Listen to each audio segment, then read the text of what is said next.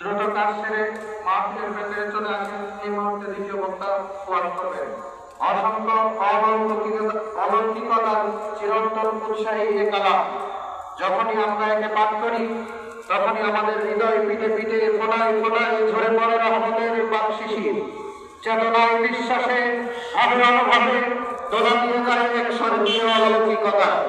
সেই কালাম থেকে এ মুহূর্তে আলোচনা করবেন আজকে তাফসীরুল কোরআন মিসালে সোয়াব মাহফিলের দ্বিতীয় বক্তা, বিশিষ্ট ইসলামী চিন্তাবিদ, বাতিলের আতঙ্ক হযরত মাওলানা আইয়ুব আলী আনসারী সাহেব, ইসলামী আলোচক, এটিএন বাংলা, ঢাকা।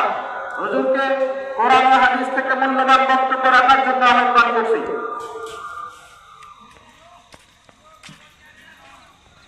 আসসালামু আলাইকুম ওয়া রাহমাতুল্লাহি ওয়া বারাকাতুহু।